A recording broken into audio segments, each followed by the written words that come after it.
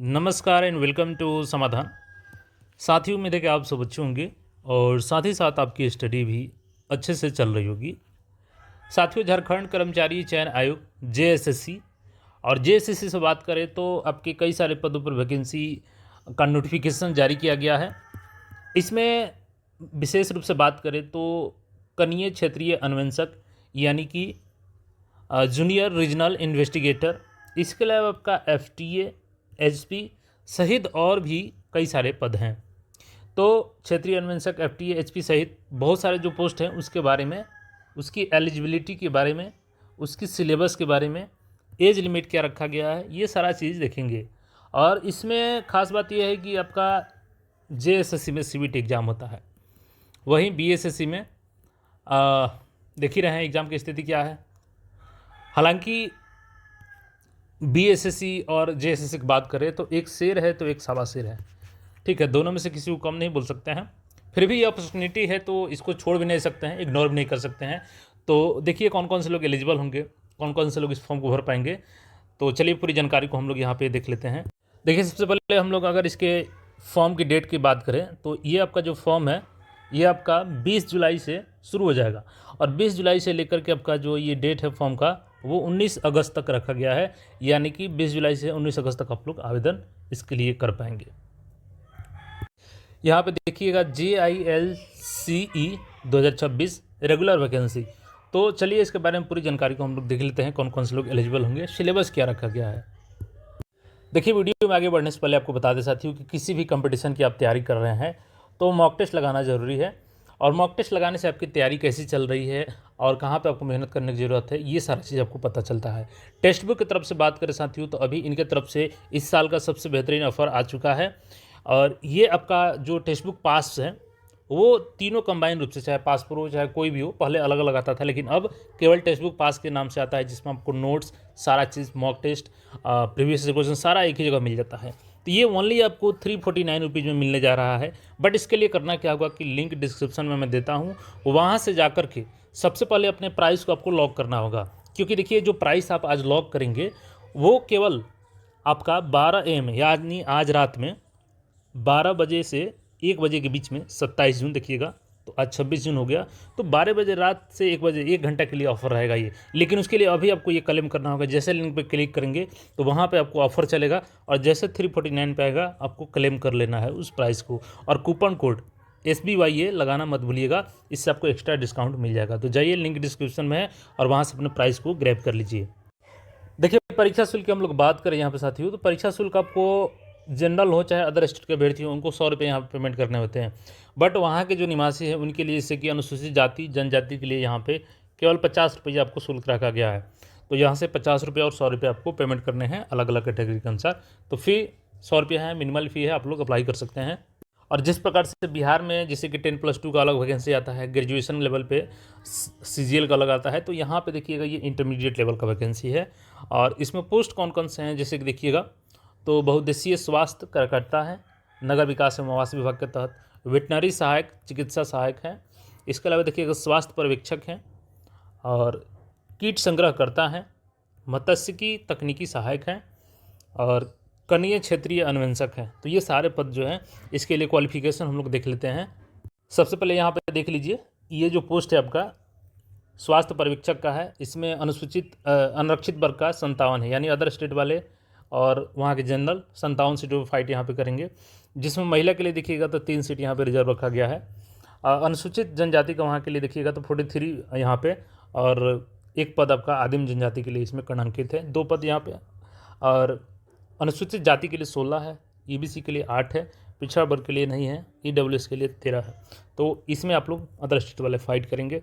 इसके बाद कनीय क्षेत्रीय अन्वेषक योजना विकास एवं अर्थसांख्यिकी निदेशालय का, तो अनारक्षित वर्ग का यहाँ पे 12 है, SC का ST का यहाँ पे 4 है, SC का 3 है, EBC का 3 है, BC का 3 है और EWS का 2 है। टोटल 27 पोस्ट इसके लिए है। इसके बाद से बहुउद्देशीय कार्यकर्ता, स्वास्थ्य कार्यकर्ता के लिए 35 सीट जनरल के लिए है। बाकी कैटेगरी में यहाँ पे देख सकते हैं टोटल 62 सीट है। वेटनरी सहायक चिकित्सा के लिए टोटल 12 पोस्ट यहाँ पे है, टोटल 27 यहाँ पे है, जनरल में 12। कीट संग्रहकर्ता तो 15 पोस्ट है, टोटल 32 पोस्ट है, अनारक्षित के लिए 15 पोस्ट। मत्स्यिकी तकनीकी सहायक कृषि पशुपालन एवं सहकारिता विभाग मत्स्य विभाग। तो 17 यहाँ पे युवा के लिए है, बाकी हमें टोटल 41 पोस्ट है। तो टोटल 326 पोस्ट के लिए वैकेंसी आई है। अब इसके लिए आप लोग क्वालिफिकेशन देख लीजिए। तो जो स्वास्थ्य पर्यवेक्षक का है यहाँ पे देखिएगा, स्वास्थ्य पर्यवेक्षक का, तो ये जो आपकी वैकेंसी के लिए आपकी योग्यता क्या होनी चाहिए, तो ये आपकी योग्यता देखिएगा यहाँ पे मान्यता प्राप्त संस्थान से 10+2 विज्ञान या ISC उत्तीर्ण होनी चाहिए। तो जो ISC जो किए हैं 10+2 आपके साइंस से किए हैं वो इसके लिए एलिजिबल होंगे। कनीय क्षेत्रीय अनुवंशक योजना विकास एवं अर्थसांख्यिकी निदेशालय, ये आप इंटरमीडिएट किससे किए होंगे, तो अगर उसमें गणित किए हैं, पढ़े होंगे, यानी कि यहाँ भी साइंस वाला एलिजिबल होगा आपका गणित में, तो यहाँ भी आप लोग अप्लाई कर सकते हैं। बहुउद्देशीय स्वास्थ्य कार्यकर्ता, तो ये आपका 10+2 ISC होनी चाहिए, साइंस से 10+2 होनी चाहिए। वेटनरी सहायक, तो यहाँ पे भी देखिएगा तो इंटरमीडिएट आपकी जिसमें जीव विज्ञान पढ़े होंगे यानी ISC चाहिए। कीट संग्रहकर्ता स्वास्थ्य निदेशालय, मान्यता प्राप्त संस्थान से 10+2 जीव विज्ञान पढ़े होने चाहिए, यानी कि ISC आपकी होनी चाहिए। इसके बाद मत्स्यिकी तकनीकी सहायक कृषि पशुपालन एवं सहकारिता विभाग मत्स्य प्रभाग, मान्यता प्राप्त संस्थान से यहाँ भी आपका 10+2 ISC होनी चाहिए। तो यहाँ पर साइंस वालों के लिए अच्छी वैकेंसी होने जा रही है ये, क्योंकि आर्ट्स वाले यहाँ पे अप्लाई नहीं कर पाएंगे, ना ही कॉमर्स वाले अप्लाई कर पाएंगे। कि कॉमर्स वाले की बात करें तो यहाँ पे अगर आप 10+2 में गणित पढ़े होंगे तो आप इस पोस्ट के लिए एलिजिबल होंगे, क्योंकि यहाँ पे साइंस कहीं पे मेंशन नहीं किया गया है। तो गणित अगर है आपके 10+2 में कॉमर्स के साथ तो आप इस पोस्ट के लिए एलिजिबल हो जाएंगे, ठीक है। बाकी पोस्ट के लिए साइंस यहाँ पे चाहिए। यहाँ पे अलग अलग पोस्ट के लिए अलग अलग एज कट ऑफ है। जैसे कि स्वास्थ्य पर्यवेक्षक के लिए न्यूनतम एज आपका 1/8/2023 के अनुसार 18 होनी चाहिए और मैक्सिमम एज आपका 1/8/2023 के अनुसार होनी चाहिए। कनीय क्षेत्रीय अनुवंशक के लिए 1/8/2025 मिनिमम और 1/8/2025 मैक्सिमम। बहुउद्देशीय स्वास्थ्य कार्यकर्ता के लिए 1/8/2023 मिनिमम और मैक्सिमम, और वेटनरी सहायक के लिए चिकित्सा सहायक के लिए 1/8/2023 मिनिमम और मैक्सिमम, और कीट संग्रहकर्ता के लिए 1/8/2024 मिनिमम और मैक्सिमम।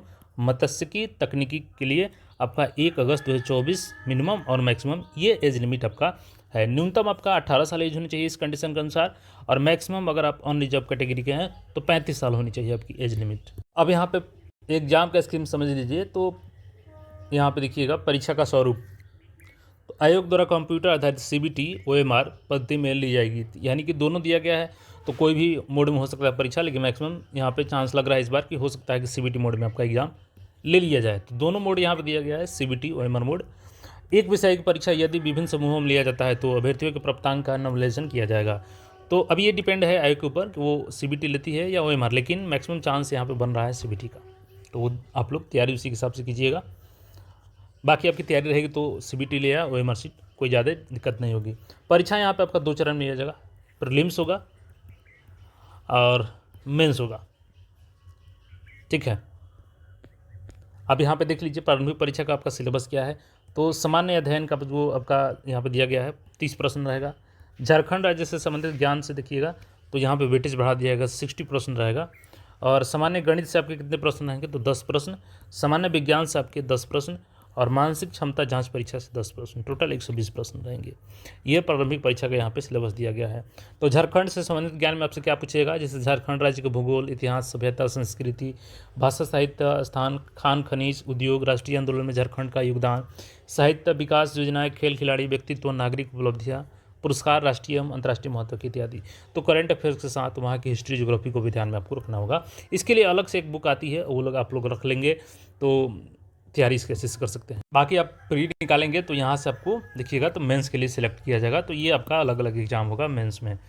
और यहाँ पे देखिएगा तो ये सारा चीज़ आपका सिलेबस दिया गया है। ये आपका हिंदी और अंग्रेजी का ज्ञान टेस्ट होगा, जिसमें आपका टोटल 120 प्रश्न रहेंगे।